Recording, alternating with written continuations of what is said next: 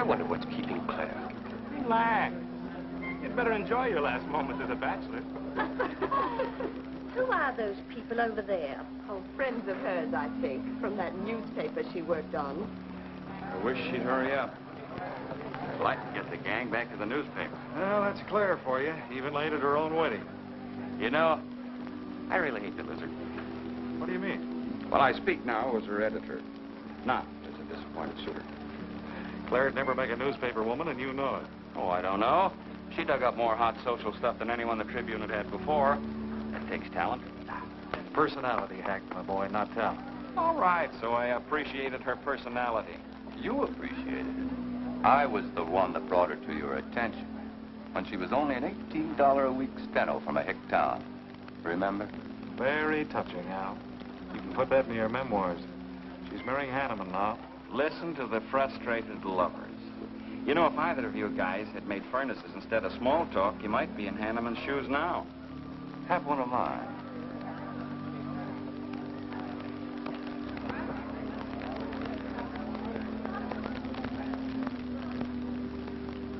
We do have memories, don't we, Les?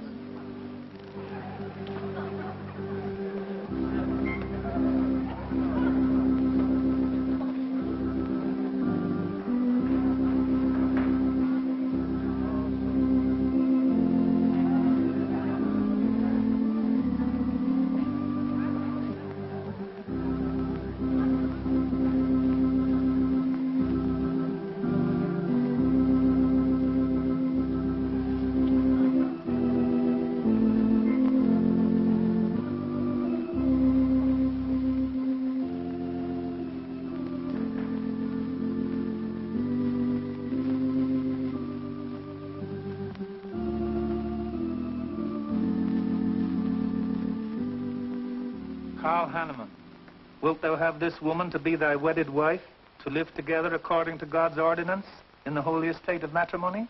I will. Claire Cummings, wilt thou have this man to be thy wedded husband, to live together according to God's ordinance in the holy estate of matrimony? I will. I now pronounce you man and wife. You may kiss the bride.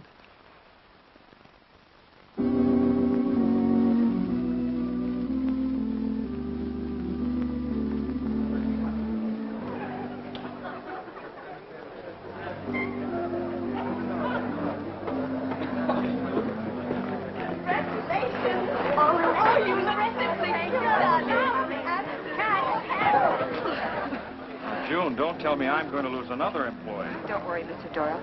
I don't even have a boyfriend. We better go in now and cut the cake. We'll have to hurry, darling, if we expect to catch that plane. I'll be right in. I just want to say my goodbyes to a few of the gang. All right, but hurry. Thank you. Thank you.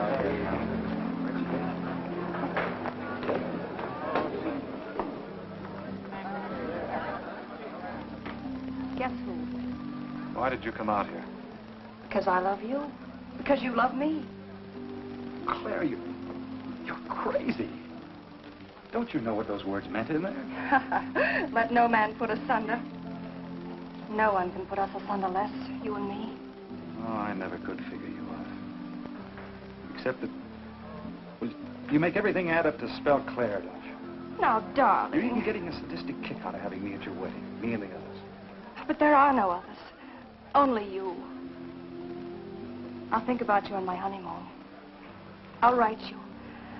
Miss me, Les. I know you both will be very happy. I beg your pardon. Thank you. I'm ready with my cameras, Mr. Henneman. I've been looking for Mrs. Henneman. You haven't seen her, have you? I believe you'll find her on the terrace.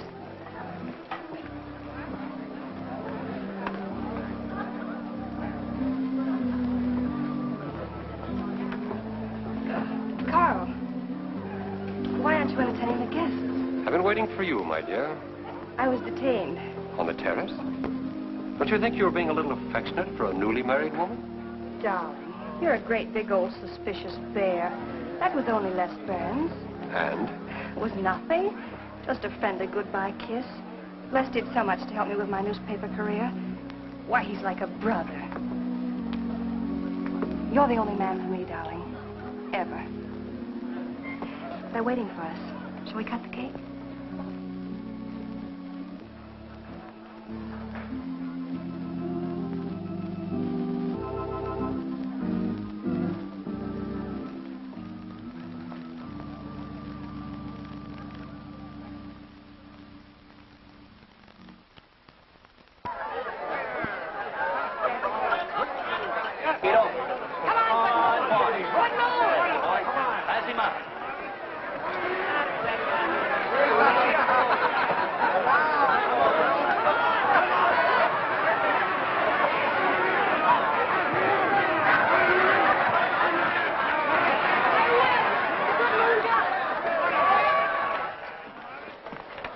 Wow. How much did you pay? $10.80. $10.80 for two. That's not bad. I win $540. Claire, you mean to say you bet $100 on that horse to win? Of course. In these places, you have to spend money to make money. You see now. I'll put $500 in the second race. High heels. Come on. Wait. That's being foolish. You're only out $100 if I do lose. It isn't the money. It's the principle of the thing. Principle? Carl, I don't understand you. With all you have. I've worked hard for what I have. Oh, I don't mean to be a tightwad. A little bet for fun is all right. But I have too much respect for money to throw it away on horses.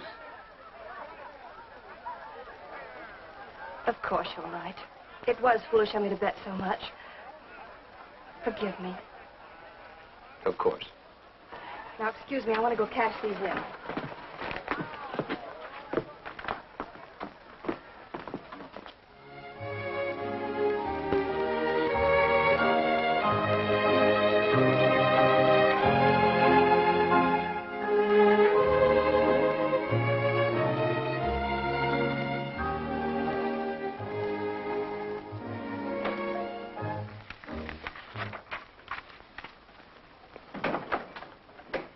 Hello, darling. Miss me?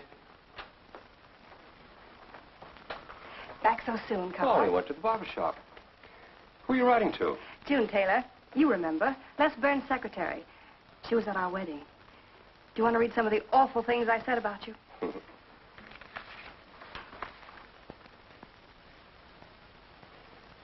It's hard for me to believe that I'm so lucky as to have a woman like you in love with me. It's true, darling. Every word of it. I'm sorry, Claire.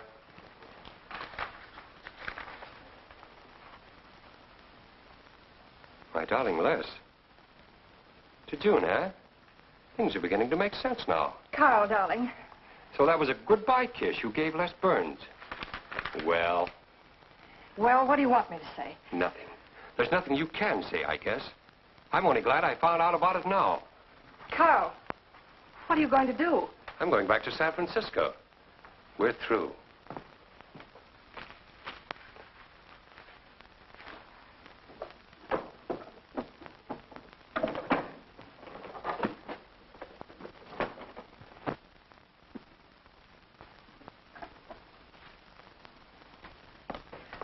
But what am I going to do, Carl? I don't care what you do. But I have no money. Thanks to your great generosity. There's enough for the week's hotel bill. You've got that money from the racetrack. Live on that. You'll not get another cent from me. Oh, no. I wouldn't be too sure of that. I'm your wife, Carl. There are community property laws in this state. It won't be that easy. It'll be very easy when I show this letter to the judge. And I'm starting divorce proceedings in the morning. Oh, Carl, darling, let's talk this thing over. It's so silly. Get out of my way before I forget myself.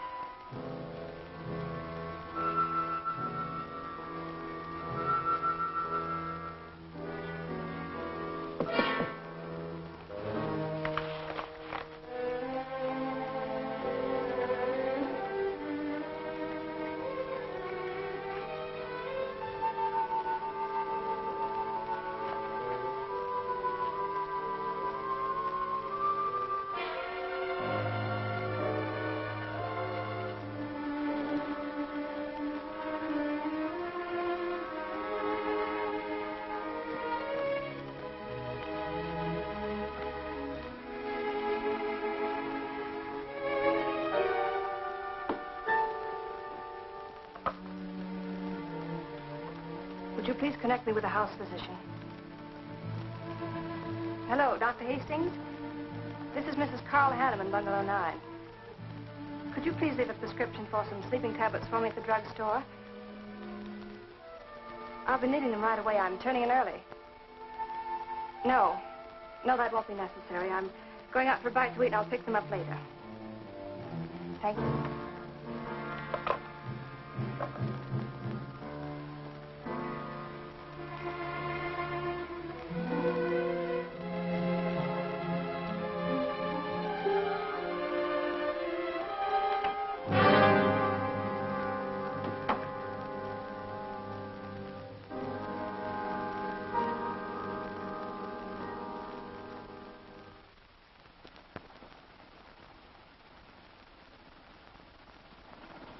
I want a new set of plugs in 42.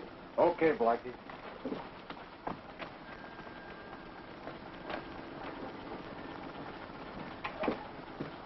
Are you Mr. Talon? Yeah.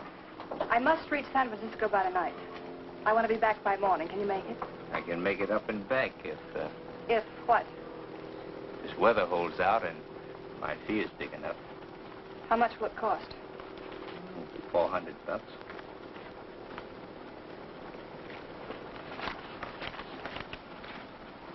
Why 5? I said 4. I know you said 4. I never made this trip. You never saw me. Understand? Sure. I don't even want to know your name. I'm glad we understand each other. Perfectly. Now, if you wait over there, we'll be ready to leave in a few minutes. Hey, Jack, roll out 41 and let's warm it up. Right.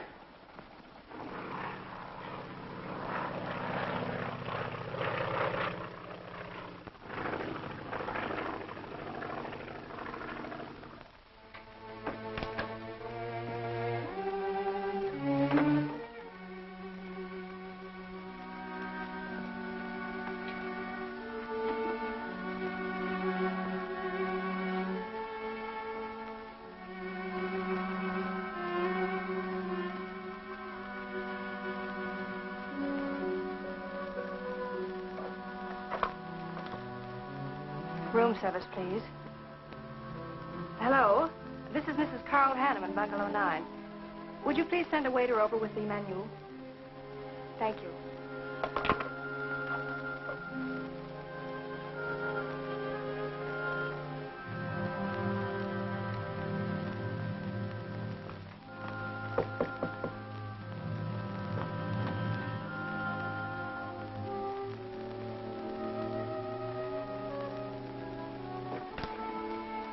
Good morning, Mrs. Henneman. Good morning, Victor.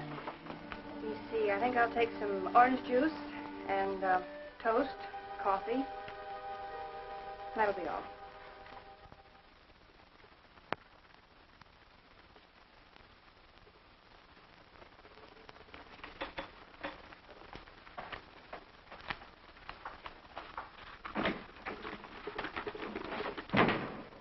How was the ball game? That was no ball game. It was a track meet. 12-0. This all the mail today? Yes. By the way, I meant to ask you sooner, but I'm going to have a little dinner party tonight for a couple I know. You're invited if you're not doing anything. Well, sure. What's the occasion? They're going to be married soon. They're awfully nice kids. Married. And the trouble will really start. Mr. Burns' office. Long distance calling. It's Mrs. Henneman. Hello, Claire. Hello, Les. I'm so glad I caught you at the office. How's the honeymoon? It was interrupted. Carl had to go back east yesterday. Business, he said. He wanted me to stay over, wait for him here. But I'm not. I'm coming back to San Francisco tonight. You think that's sensible? Of course not. But I'll see you again. Look, I want you to arrange a plane ticket for me. Reservations are so hard to get at this end, it'll be easy for you. All right, Claire. I'll take care of it tomorrow. Tomorrow won't do. I'm coming home tonight. Okay, I'll wire you back on the time. I know you'd help me. Be sure and meet me at the airport. I can hardly wait to see you. Goodbye, Les. Goodbye, Claire.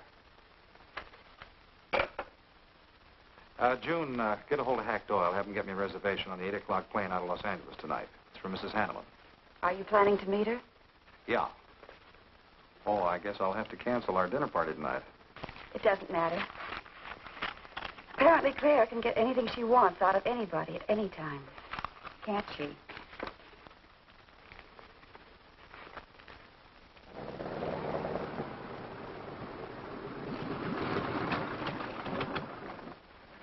I never thought I'd be back with you so soon, darling. It's wonderful. It's crazy. Then why did you meet me? I don't know. I do. Because you still love me, don't you, Les? I'll get over it. I hope Carl stays in New York for a long, long time. That seems a bit odd. He didn't arrange his business affairs so they wouldn't interfere with his honeymoon. Yes, I thought so, too. You certain you and Henneman didn't have some trouble? What kind of trouble could we possibly have had? Quarrel of some kind? Perhaps over us? Now, wouldn't that be ridiculous? Giving him some reason to doubt me just so soon after we're married? What do you think you're doing now? You don't feel sorry for Carl, do you? No. No, I don't. But I should. Look, let's forget all about him. For a few days, anyway. Take me home, I'll change, and you can take me out to supper. Claire, I'd rather not go to the house. But I must freshen up, darling. I really must. You want me to be beautiful, don't you? Just for you? You are beautiful. See? There's nobody home.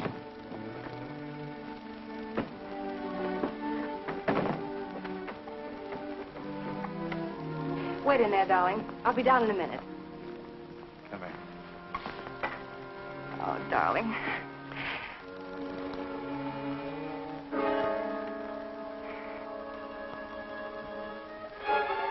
Les, what is it? Stay here.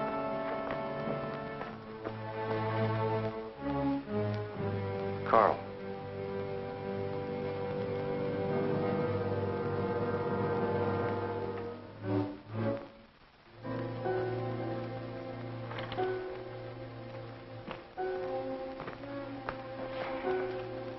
Suicide. But why? Oh, poor Carl. Claire, I thought you said he'd gone to New York. That's what he told me. I don't understand it. Why should he do such a terrible thing? You probably know as much about that as anyone. It's going to be one of the first things the police ask you. You can't stay here, darling. I'll take you over to Hack Doyle's. Where's your telephone?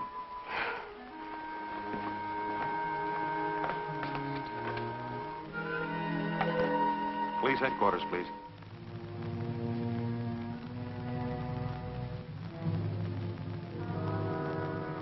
I thought of you and Hack right away, Mamie, and brought her over here. I hope you can put her up for tonight. Oh, of course. You can stay as long as you like, Claire. Thank you, Mimi. You're very kind. It's just too incredible. If he'd had any earthly reason. We were so happy. So very happy. And now there's... Oh, Hack, Claire's going to stay with us for a few days. Good. Plenty of room. The police are over there now. Murdoch said he'd stop by here later. You sure it was suicide?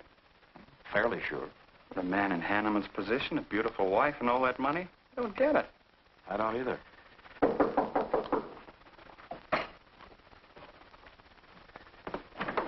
Oh, hello, Bill. Come on. How are you, Hank? Hello, Claire. Hello, Bill. Sorry this had to happen to you. Sit down, Captain. How about a cup of coffee? Thanks, Miss Doyle. I won't annoy you for long, Claire. Just a few questions, routine. You know how it is. Of course. Les gave me most of the details over the phone. Your husband, by the way, has been dead for nearly 24 hours. How did it happen that Burns met you at the airport? He didn't happen to. I phoned him from Los Angeles. How come? Well, I was arriving late and alone. I knew Les would pick me up. Do you have any theory as to why your husband came to San Francisco after telling you he was going to New York? No. I didn't know anything about the business. The gun, of course, was Hanneman's. We checked the serial number. Funny there are no powder burns on the coat. Bill, a suicide doesn't always press a gun against his body. In that case... There would be no powder burns, I know. Do you know of any reason why your husband should have taken his life? No, I don't. Anything wrong with his health? Not that I know of. But that could have been the reason. Had you quarreled? Oh, no. No, we never quarreled. Believe me, throughout every minute of our married life, we were supremely happy. An entire week, huh? Well, that's all for now. I may want to talk with you again later. Where will you be? Right here with us. Thanks. Bill. Yeah? You found fingerprints on the gun, of course. I mean, Hanneman's prints. Uh-huh. Clean as a whistle.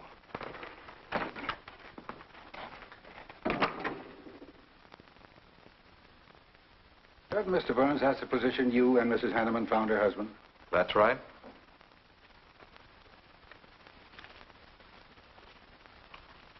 One more question, Mr. Burns.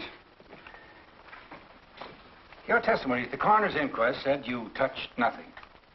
That's true. Then how did you know the man was dead without feeling his pulse or heart? Mr. Chalmers, I've been around enough to know a dead man when I see one, especially after 20-some-odd hours.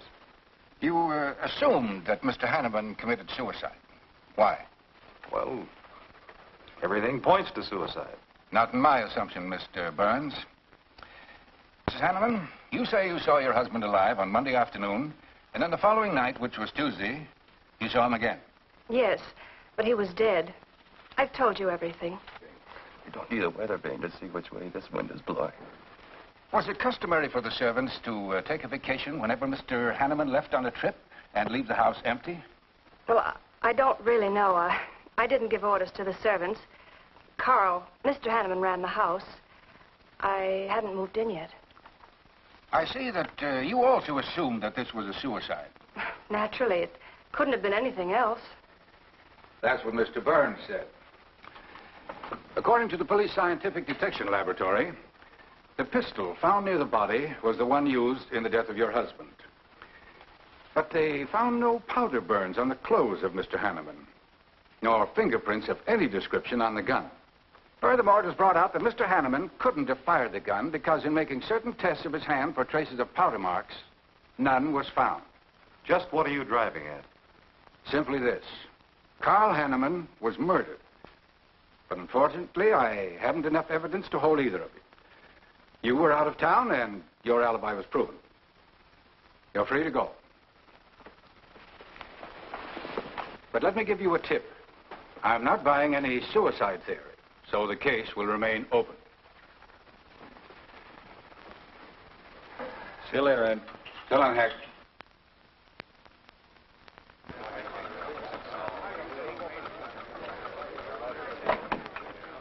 Good morning, Les. Just the guy I want to see. Yeah, about what? Oh, I've been assigned to do the follow-up on the Henneman case. Oh, how'd you draw that? Oh, I asked for it. It'll be a dull job because there isn't going to be any follow-up. Just an ordinary suicide. Are you kidding? I never smelled an odor of fish so strong in my life. No fingerprints on the gun, and you call it suicide. So what? What makes you so sure? Can you give me a good reason for Henneman killing himself? No, I can't. Perhaps he thought he had a good reason. And perhaps he didn't. So meanwhile, if I can dig up a plausible motive... Who asked you to dig up a motive, plausible or otherwise? I said, if I can dig up a motive, I'm willing to accept suicide. But if I can't, then it'll have to be murder. Still carrying the torch for Claire, Al? Not anymore. But somebody sure fixed it in a hurry for you to get Claire again.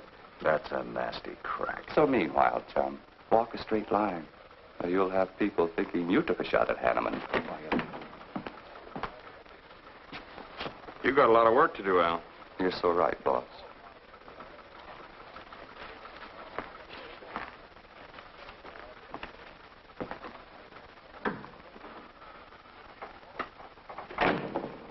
Sorry, Hack.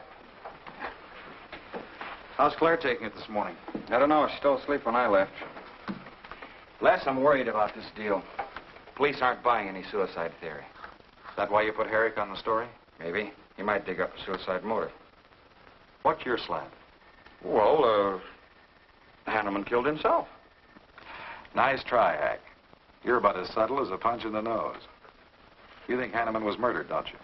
Maybe I'm protecting someone. It's possible. But I'd like to protect someone if it isn't suicide. Like who? Like you. Who had a better reason? Henneman's death meant that you'd get Claire back and $1 million-odd bucks. That makes sense to a lot of imaginative characters around this town. I don't believe it for 1 second. But I still think it's safer to sell the suicide theory if Harry can dig it up.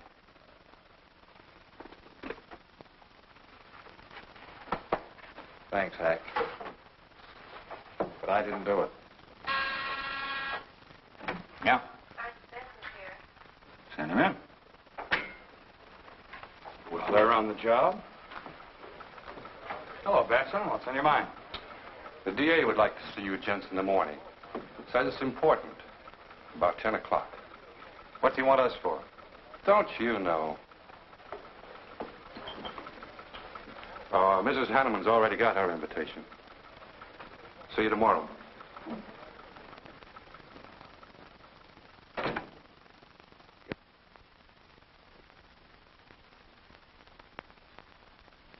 Eric really revels in pouring it on. Well, it's news. Nobody's been hurt. Yet. By person or persons unknown. Could have been worse. The DA certainly tried hard to tag it on somebody. Tell me, Hack, do you think that, well, that Claire could have shot her husband in some way? No. She was in Los Angeles the night he was killed. DA couldn't shake that, and... Good morning, everybody. I hope I'm interrupting something important. Hello, darling. You look tired. Hello, Hack, dear. Good morning, Claire. It's a pleasant surprise. What can I do for you? I came to get my job back. Starting when? No. Well, after all that's happened, don't you think you should have a little rest? Rest. Why, working will be the best thing in the world for me. It'll keep me from thinking too much about poor Carl. After all, I must carry on. My life is still ahead of me. What's the real reason? Well, I do need a little cash. I have the house and my clothes, but I just won't be able to live on the widow's compensation the court will allow me. You wouldn't want me to have to sell my clothes in order to eat, would you? Oh, no. After all, I've made other arrangements about your column. Beth Warnock's taking it over. You are still the boss, Hack. Les, darling, wait outside for me. I'll be out as soon as I've had a heart-to-heart talk with Hack. I know. You might as well say yes, Hack. I've had these heart-to-heart talks.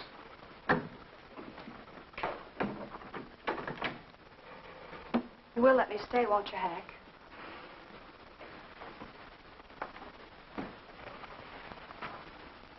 Yes, but I was hoping you wouldn't ask it. You are a darling. Listen, Claire, you stick to the job and no playing around. There's enough trouble here now without you adding to it. I don't know why you talk like that. I'm serious about it, Hack.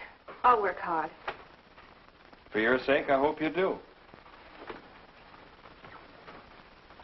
You are a dear. See you later.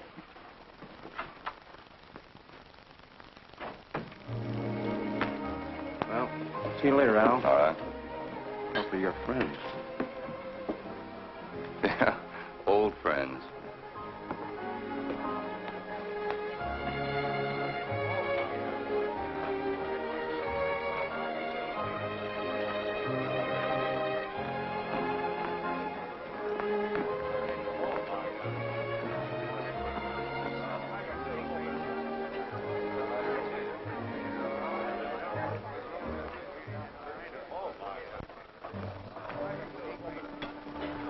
Two martinis, please. Chicken salad? Fine. Chicken salad for two. And coffee. Les, do you know a good lawyer? Yeah, why? Well, I need one to handle Carl's estate. What's the matter with Hanneman's regular lawyer? Ah, he's an old fuddy-duddy.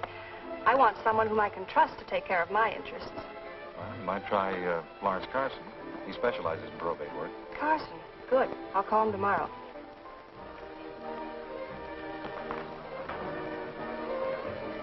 Do I know that man over there? You should. It's Stanley Mason.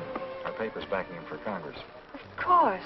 Why, the pictures on his campaign posters don't do him justice. You know, I never could figure that guy. Every time I see him, he's with a different girl. So?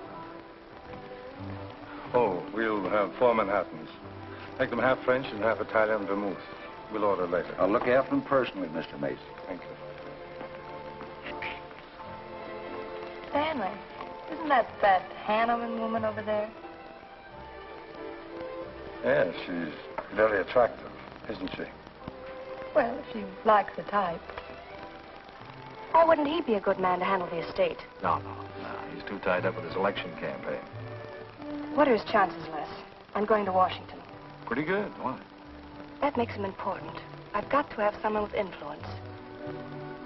He looks like the kind of a man who could get things done quickly. Capable enough, I suppose. Probably make a good representative. Personally, I just don't go for him. I want you to introduce me to him. You can do better. Oh, darling, don't be stubborn. I want to meet him. When you want something, you want it right now, don't you? You know what I really want, Les. I know. A fine old name like Henneman, carload of dollars, social position, the tops. You're forgetting the most important thing. Am I?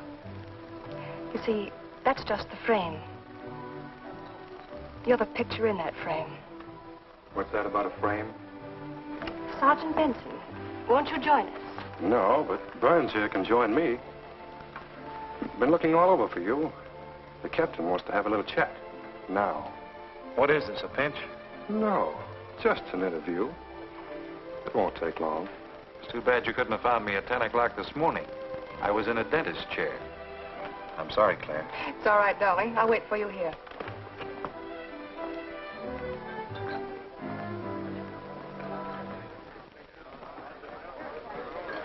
Violet.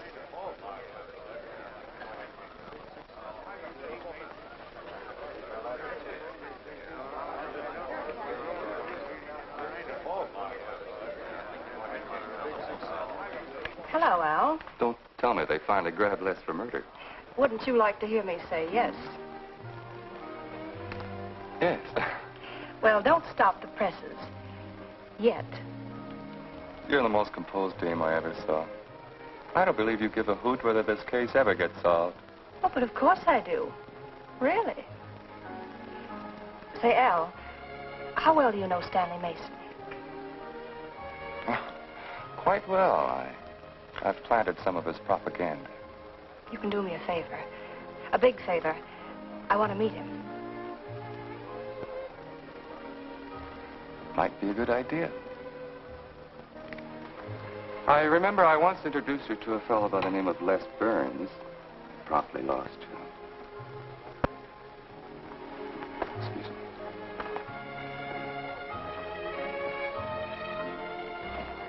Stan, how are you? Well, hello, Al. Say, I have a young lady over here I'd like to meet you. Just take a minute. Well, all right. Excuse me? Excuse me. Claire, this is Stanley Mason. Mrs. Henneman. I'm so glad to meet you, Mr. Mason. How do you do, Mrs. Henneman? Won't you sit down? Sorry, I can stay but a minute. I know you think me rather forward, but being an attorney, you can understand my predicament. I'm desperately in need of someone to administer my late husband's affairs. I thought perhaps you could help me. Well, I hadn't intended on taking on any more work this summer. My campaign requires so much attention. However, supposing you come to my office at, say, 4 o'clock, we can at least talk it over. Oh, thank you. I would appreciate it. Here's the address. So, until then... Oh, excuse me. Sorry. Thank you, Al. Don't mention it.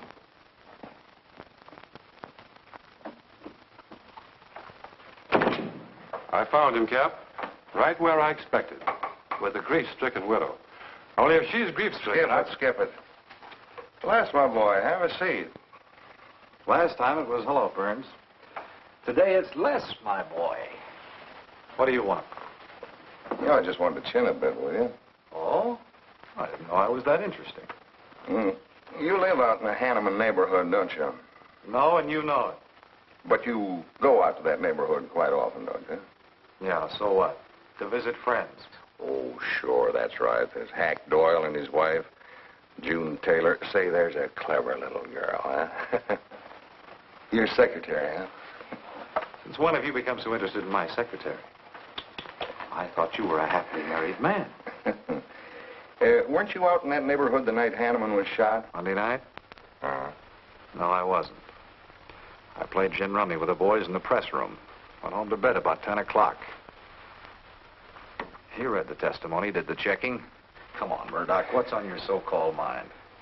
Funny, we can't find any record of where you were between 10 o'clock and 8 the next morning when you had breakfast at Drake's coffee shop. Nobody saw you around your apartment house. Nothing so strange about that. People in my neighborhood mind their own business. I spent the night sleeping. You got an edgy temper today, Les. Aren't worried about anything, are you? I'm annoyed. Until you and the DA get this thing settled, nobody will get any rest. We may have the answer quicker than you think. The police expect to apprehend the criminal within 24 hours. Shall I quote that? You can write out the gags, Burns. You've been crazy about Claire for a long time, haven't you? That's right. You thought she was going to marry you. Then she married Henneman. That must have been quite a jolt. I won't deny that either. So you must have been pretty sore at Henneman for beating your time. All right, I suppose I was. You know, Burns, you've given out with all the motives a man needs for killing another. You don't need motives, Murdoch. You need evidence. Evidence? You just told me that you weren't near the Henneman home last Monday night. I wasn't. And how do you account for your cigarette case being found on the Henneman garden, still wet from Monday night's rain? I don't have to account for anything. To throw cold water on your mastermind, I tossed that away right after the wedding. Anything else you want to know? No, that's enough. Next time, be more careful when you talk to the captain. Listen, Mr. Benson, if I've hurt the captain's feelings or yours, arrest me. And I can sue, and you'll be back writing tickets for jaywalkers.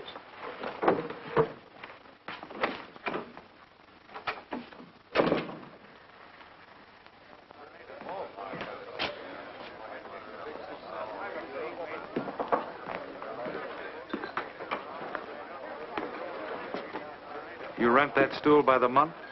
Well, Lefty. Where's Claire? Oh, Claire isn't here. She had an appointment. Did she go back to the paper? Uh-uh.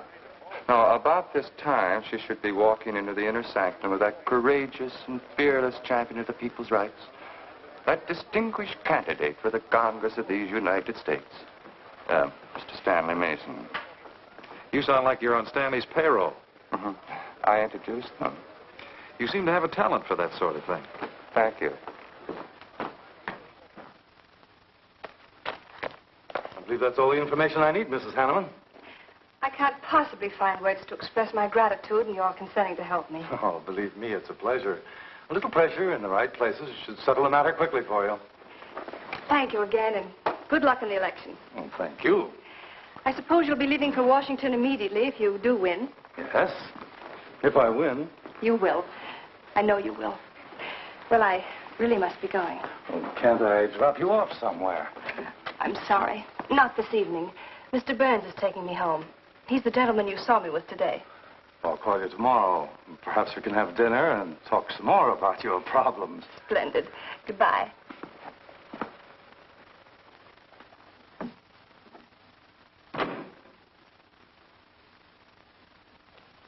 Look, Claire, don't you think you ought to stay over at Hack Doyle's a little longer? It might be unpleasant. Oh, don't be ridiculous. Come on. Oh, Robert. Good evening. Good evening, Mrs. Henneman. We weren't expecting you home. We've made no arrangements for dinner. I've had dinner. Please take my bags to my room, and you and Christine take the evening off. I shan't be needing you. Thank you. Oh, Mrs. Henneman, I just wish to say on behalf of Christine and myself that we're pleased that you're home, and we'll do everything we can to make you happy. Why, thank you, Roberts.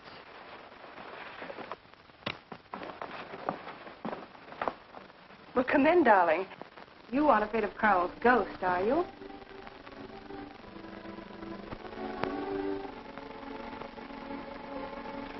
You'll never be happy here, Claire. Nonsense. I've done a little refurnishing. Well, that ought to help a little. Les, what did Murdoch want with you? You had an idea I might have paid a visit here Monday night. You didn't, did you? Of course not. It also seems I had a motive to kill Carl. But of course you did. If you were that kind of a person. Murdoch's only fishing. Well, he knows I've been in love with you for a long time.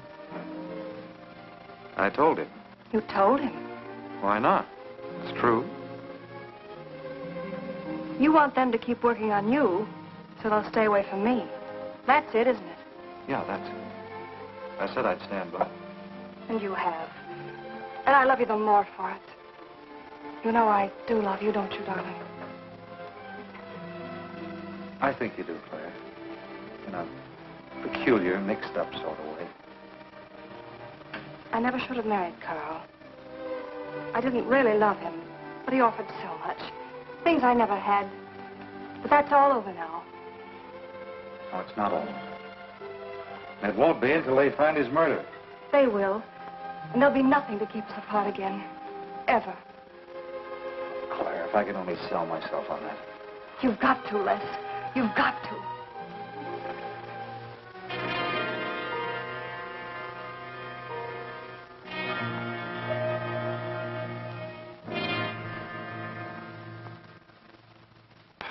That little tidbit straight from the horse's mouth brings us to the 3:00 mark for today.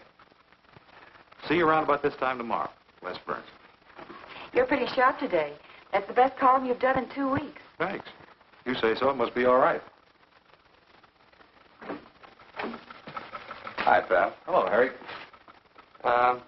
Hear about your girlfriend? They dragged her in this AM. Murdoch and the DA gave her quite a going over. No use charging to the rescue, Les. Stanley Mason already beat you to it. What do they want with her, Al? Well, it seems they had a hunch Claire made a fast round trip into town the night her hubby joined his ancestors. Seems they thought her alibi about being in L.A. the whole time was the bunk. Oh, that's ridiculous. Oh, is it? Well, you'd know more about it than anyone. Jones, put that through, please.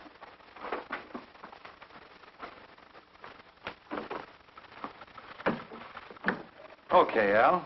You're so much smarter than Murdoch. Spill it. Oh, I'm not saying I'm smarter. But I do know Claire better than he does. And I know you. Meaning what?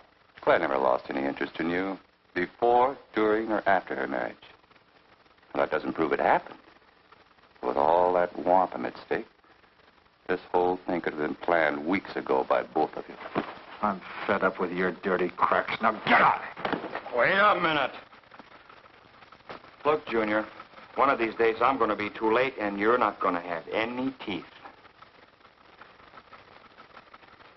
Mm-hmm. You're so right, boss.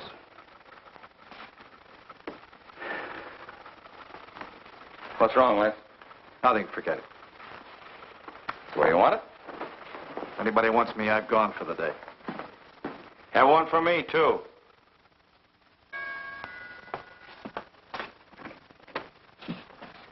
Where's Miss Henneman? I gotta see her. Is she in? Why, yes, but she's going out. This is important.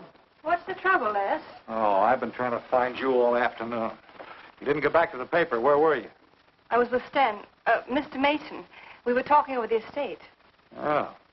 Looks like you got some more talking to do. It's really only business, Les. Come in, but I can only see you for a moment.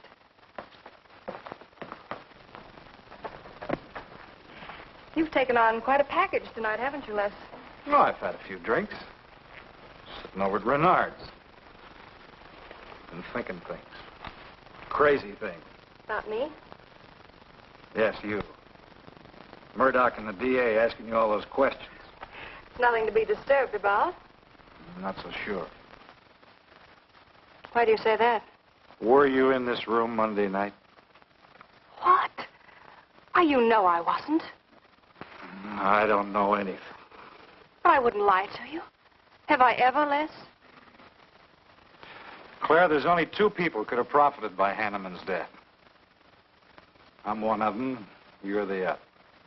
Why, how dare you come in here accusing me? You only married Henneman for this. You've admitted it a dozen times. But I didn't kill him.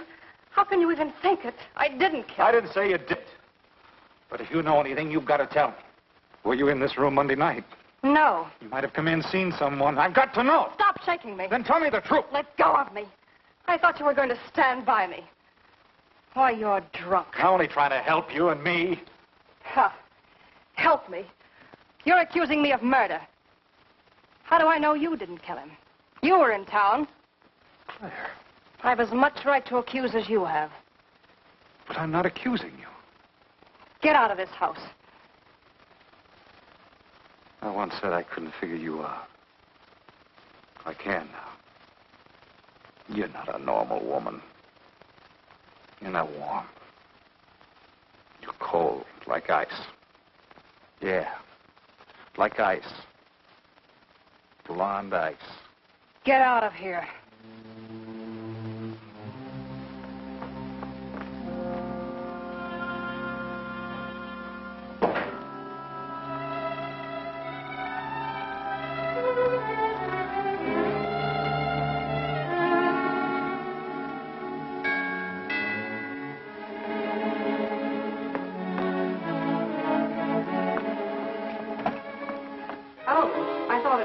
Hello, Mrs. Henneman.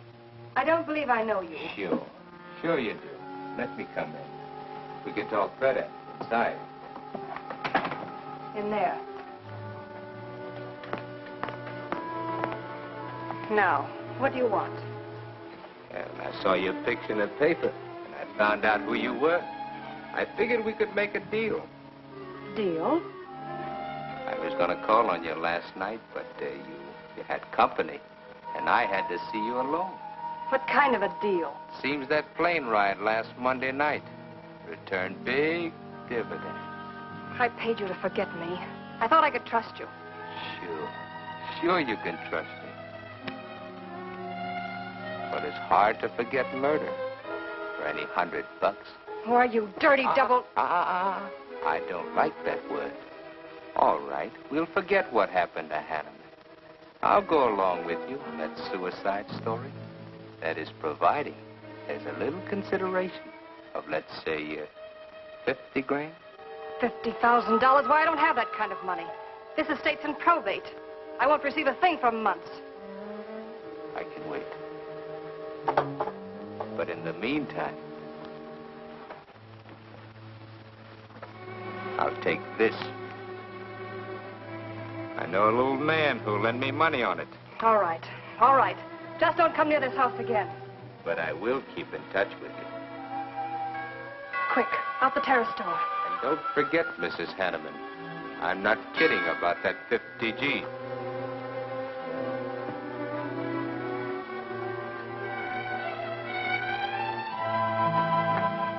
I'll get it, Roberts. Yes, ma'am. Stanley, darling. Thank you. Well, he isn't at Bernard's either. Oh, I hope nothing's happened to him. He'll turn up when he runs down or runs out to go for drinks. Say, you write his column all by yourself? Somebody had to do it. I hope it's fit to press. It's good. Nice of you to cover for him, too. Do you really think he's all right? Sure. I'll find him later. Don't worry about Les. He's probably getting more poison out of his system than he is into it. I hope.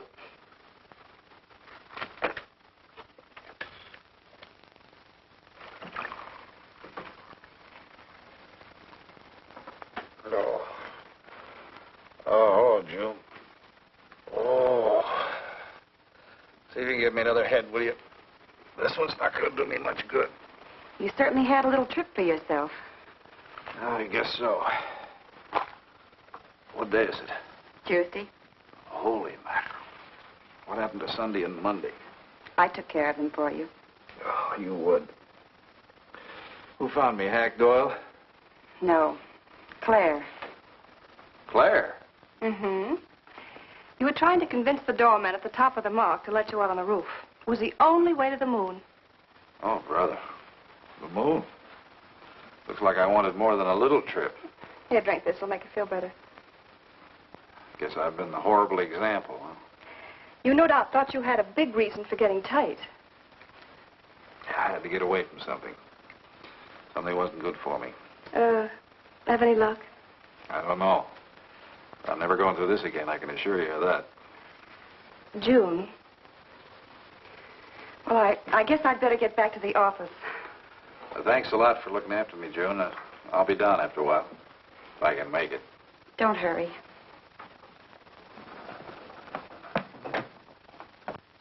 Claire, I wonder which hangover you'll recover from first.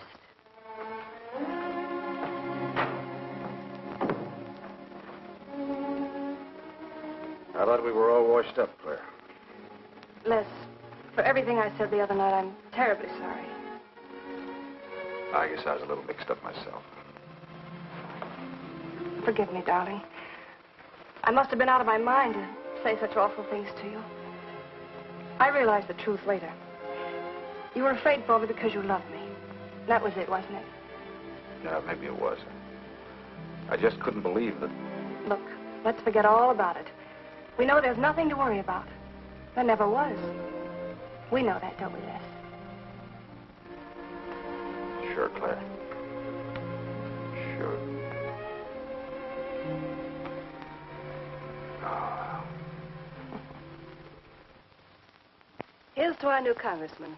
May your career be long and successful. Thank you, darling. Jeff, but aren't you both a bit early? I only wish I could be as sure of my future in psychiatry as you can be of your future in Washington. Doctor, you were analyzing me at dinner, the workings of my mind. Do go on. It's very interesting. I've never been psychoanalyzed before, and your deductions amaze me. Claire, I warn you, if Jeff continues, he'll have you convinced you're batty. Simply because your father ran away with another woman and your mother was relegated to hard work. Stanley doesn't quite believe in the powers of psychoanalysis, Mrs. Henneman. But if either of you could spend a day in my office listening to some of my patients, you'd see the logic of my deductions. Or any psychiatrist's, for that matter. Oh, don't mind Stanley's cynicisms, Doctor. Yes, Robert? Telephone for Mr. Mason. Excuse me. Certainly. I was telling you at dinner that I believed that money, clothes, adulation, etc. was a necessity with you. That some people are impelled towards an objective without even consciously knowing why. Is there something criminal in my being ambitious? Why, no. Criminal? Of course not. Unless your ambitions take a perverse form, then you'll stop at nothing, right or wrong, to get what you want. They say the female of the species is deadlier than the male. Go on, Doctor.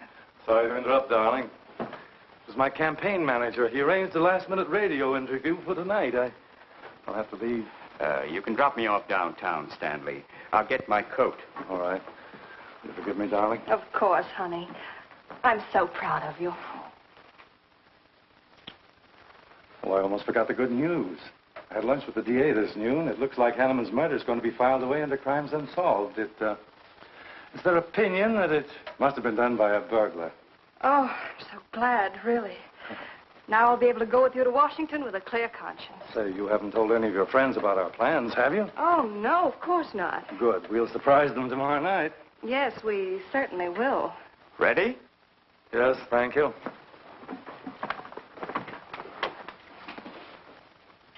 Good night, Claire. Good night. Mrs. Henneman, please don't take my mental probing too seriously. You're a very charming hostess. So don't worry. I never worry. Good night. Good night.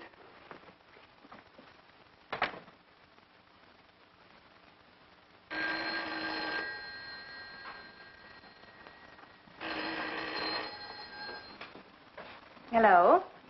Yes, this is Mrs. Henneman. That's all right, Roberts. I'll take it. Hello? Who? How dare you call me here? I had to. I'm in a jam. I need some dough, and you've got to help me. The estate isn't settled yet.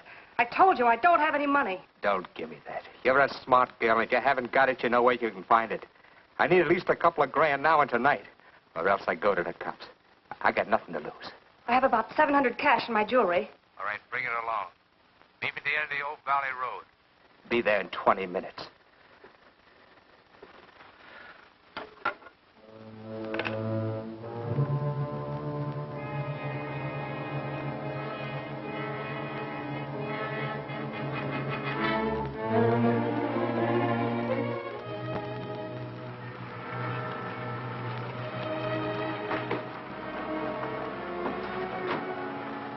Did anybody follow you?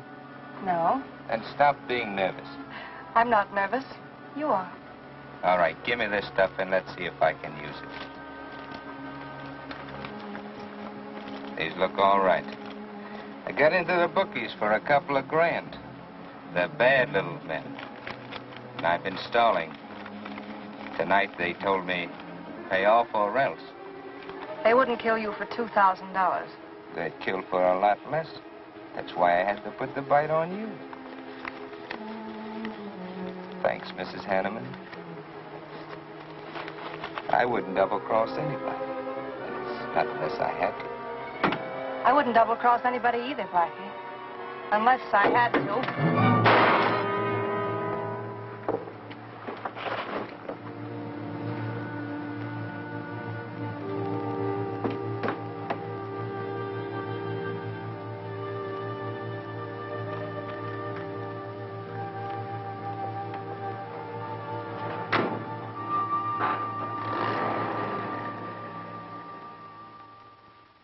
First returns have been received from the 12th precinct.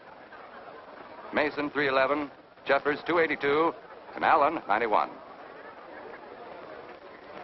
That just about cinches it. If I can do that well in the 10th, I can carry them all. My gratitude, Doyle. Without your paper in back of me, I wouldn't have had a chance. Think nothing of it, Mr. Mason? We're glad we backed the right man. Well, it looks like you're in, Mr. Mason. Congratulations.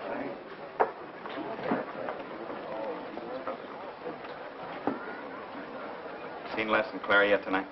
No, I guess she's waiting to make her grand entrance. It's about 100 times you've asked for them, huh? What gives? Nothing.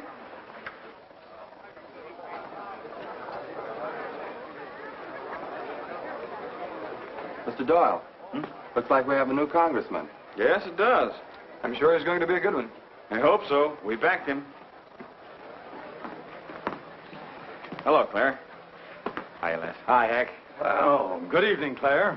You look stunning, as usual. Thank you, Stanley. Oh, hello, Les. Thanks for being Claire for me. Big night, huh? In third place is Jeffers with 162, Allen with 142, and Mason 300 even. That's how big it is. Come on, Claire. I want you to meet some folks. You'll find drinks in there. Look, Les, there's something on my mind. I want to tell you about it. You better have a drink first. Sure.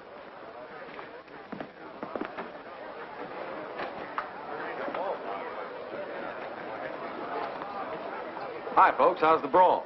Well, at least the liquor's good. Well, Junie, aren't you a pretty thing tonight? Well, it's about time you noticed me. The trouble with you men is you always have ink in your eyes down at the office. Have a fresh one? No, thank you. This will do. Les. I'll talk to you for a minute. Excuse us. What gives? Did you come with Claire tonight? No, I came with my Aunt Martha from Penobscot. No, I'm serious. You saw her come in with me. You better get her out of your system, but right now. What are you talking about? Things are fine with us now. She couldn't be sweeter. You should have seen her earlier, helping me get things ready for that little party up at my place tonight.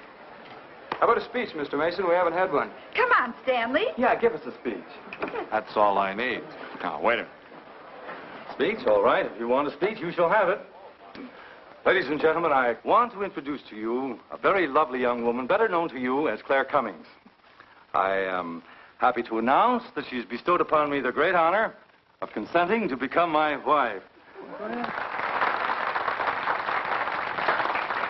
This is a dirty, low-down trick, but I'm glad it's happened. Someday I'll tell you why.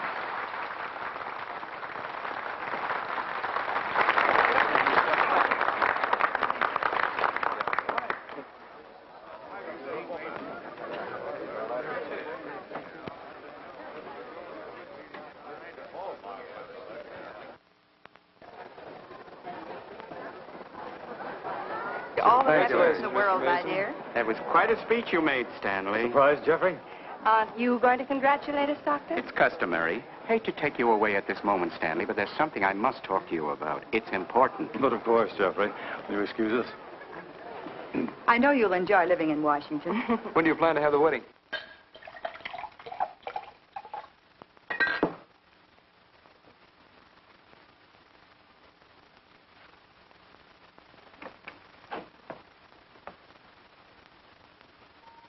Don't look at me like that, darling.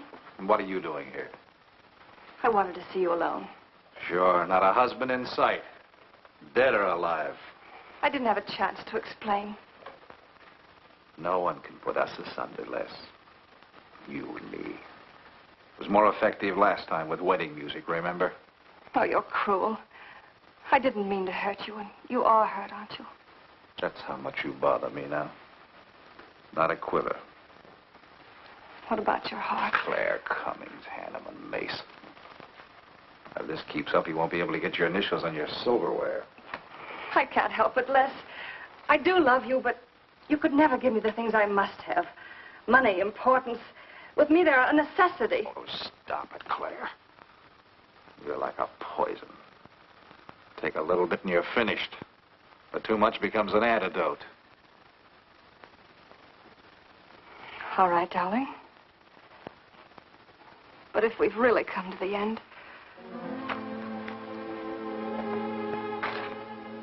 Stanley.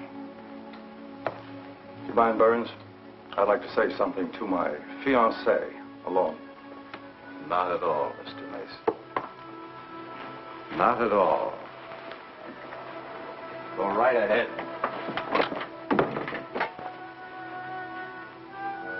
The congratulations are hardly over before I find you in the arms of your old sweetheart. That was a stupid remark. I had to say something to him, didn't I? So you didn't tell him earlier. You said you were going to? Well, I couldn't find the words. Is that why you're angry? Oh, darling, let's not quarrel. We can do that after we're married. There isn't going to be any marriage. What are you saying? I'm afraid we've made a mistake. You can't mean that. What'll my friends think? I couldn't stand the humiliation. Oh, you'll get over it quickly enough, as quickly as you did your other marriage. Why are you talking this way? What did that phony doctor tell you? That's not important. We've made a mistake. Now let's forget it, shall we? But you can't throw me over. I've looked forward. I've planned. You're taking me to Washington with you. Away from these people, these memories. I've got to go with you, Stanley. No, I'm sorry. It's final. You ought to see a doctor, Claire. A doctor like Jeff. I looked for you at the party after he talked to me. I merely wanted to ask you something. Doyle told me where I'd find you, but I didn't believe him either. But finding you here proves many things. You're not well, Claire. All right. I didn't mean to crack up. At least we could have a farewell drink together. No hard feelings, really. Why don't you fix some for us? I must say you're being regular about it.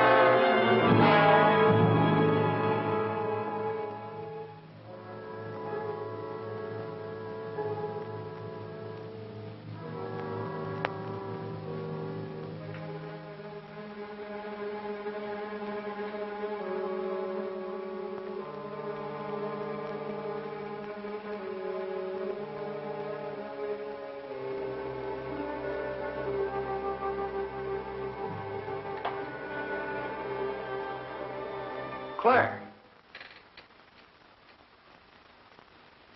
What have you done? I did nothing. You killed him, Les. I killed him? Don't you remember? You came in just a few minutes ago. You saw us talking.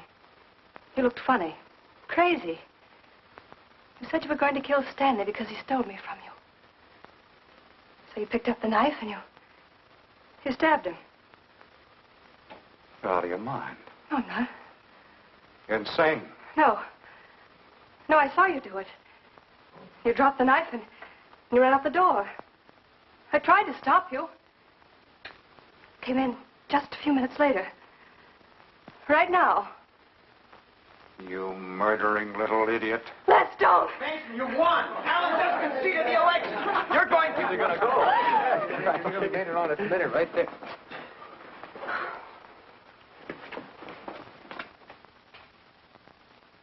So you see, Doctor, the evidence is really stacked against Les Burns.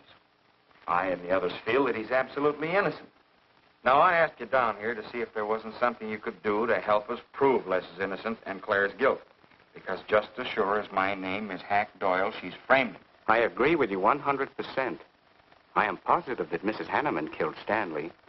But because of her testimony and finding the knife in Les's hand when you arrived at the scene, the police could come to only one conclusion. Surely there's something you can do to help him. He's innocent. I know he is. Look, you were once connected with a big city police department. Then you must have run across cases of this sort. I know now that Claire Cummings is a nut if I ever saw one. Yes, you're right, Mr. Herrick. I'll at least have a try at it. I'm just as interested in finding Stanley's murderer as you are in proving Mr. Burns' innocence. Now, I have a plan that might break her down.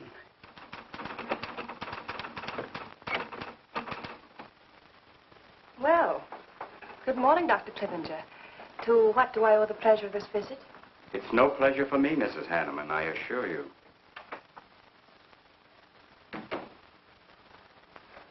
I just came to ask one question. Why did you kill Stanley Mason? What? How ridiculous you are, Doctor. Am I? You see, I had a talk with Stanley last night concerning your betrothal and advised him against it. It's safe to assume that when he came to tell you there wouldn't be any marriage, you killed him in a fit of anger and then concocted a story to implicate Mr. Burns. It's the most absurd accusation I ever heard. You seem to forget that Les Burns' fingerprints were found on the knife and that he was seen standing with it in his hand. The police have all the facts, Doctor. Not all of them. All they need to convict Les Burns. Do you mind if I finish my column? No. Why, no.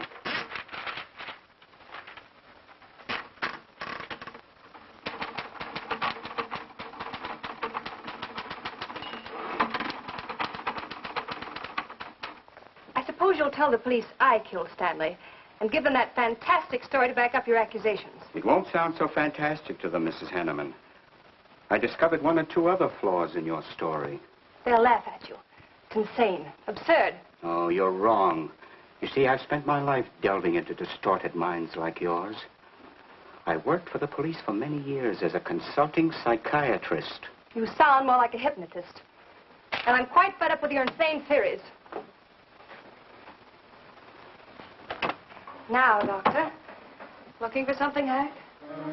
Police are on their way. Police? What for?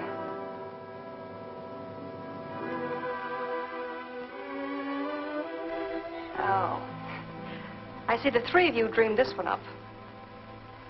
Well, as long as you're going to have me arrested, you might as well read my last column. Go ahead, read it, Hack. Read it out loud. I killed Stanley Mason. I killed Carl Henneman. I killed Blackie Talon. You didn't know about Blackie, did you? You hid that story on page 5.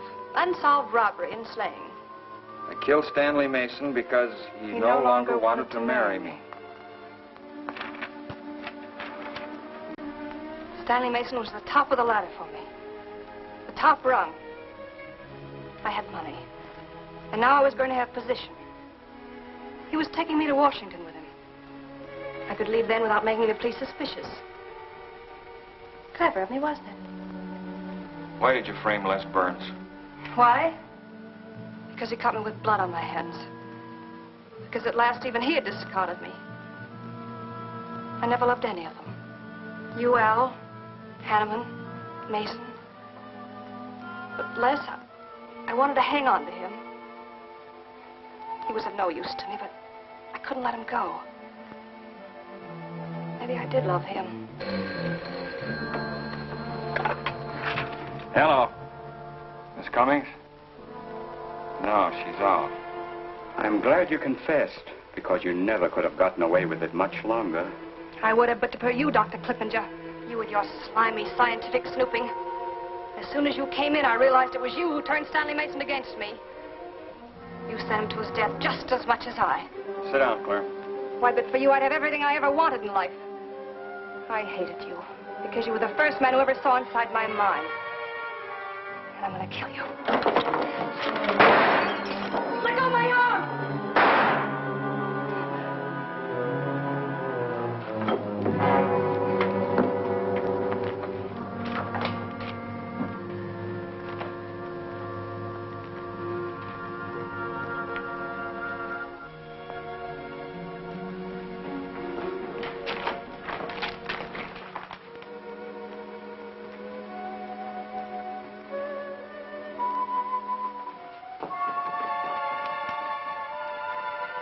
You were a little late, Murdoch. Well, it was probably better this way. I can scarcely believe it. A woman as beautiful as that. You didn't know her very well. None of us really knew her very well.